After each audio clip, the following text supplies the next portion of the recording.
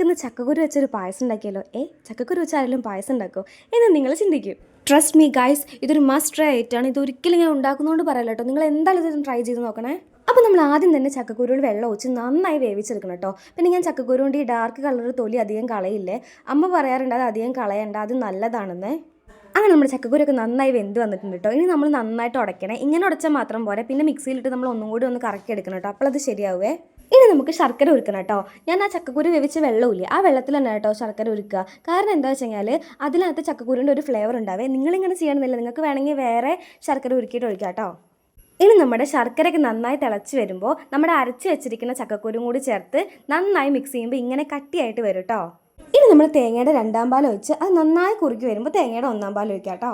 അങ്ങനെ നമ്മുടെ രണ്ടാം പാലൊക്കെ നന്നായി വറ്റി വന്നപ്പോൾ നമ്മൾ ഒന്നാം പാൽ ഒഴിക്കുകയാണ് കേട്ടോ. പിന്നെ ഈ പായസം അത്യാവശ്യം ലൂസായിട്ട് ഉണ്ടാക്കണേ. കാരണം എന്താ വെച്ച് കഴിഞ്ഞാൽ നമ്മുടെ പായസം തണുത്ത് കഴിഞ്ഞ് കഴിഞ്ഞാൽ പിന്നെ കുറച്ച് കട്ടിയാവും കേട്ടോ. അങ്ങനെ ലാസ്റ്റ് കുറച്ച് ഏലക്കായും കൂടി ഇട്ട് മിക്സ് ചെയ്തെങ്കിൽ നമ്മുടെ പായസം റെഡി ആയിട്ടോ. ഇനി നിങ്ങൾക്ക് വേണമെങ്കിൽ അണ്ടിപ്പരിപ്പ് മുന്തിരി നെയ്യിലിട്ട് വറുത്തിടാട്ടോ. ഇവിടെ ആർക്കും അത് ഇഷ്ടമില്ല, അതുകൊണ്ടാണ് കേട്ടോ നമ്മൾ ചെയ്യാൻ. ഇനി നമുക്ക് ഇതൊരാൾക്ക് കൊടുത്ത് എങ്ങനെയുണ്ടെന്ന് ചോദിച്ചു നോക്കാം കേട്ടോ. ഇതെന്ത് പായസ? ചക്കയോ? ചക്കയല്ല, ചക്കയല്ല. വേറെന്ത് പായസ?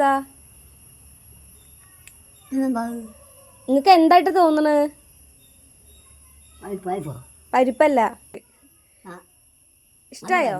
നല്ല പായസാണോ? എന്ത് പായസ? അരി അല്ലല്ല, അരിയല്ല. ചക്കക്കുരു.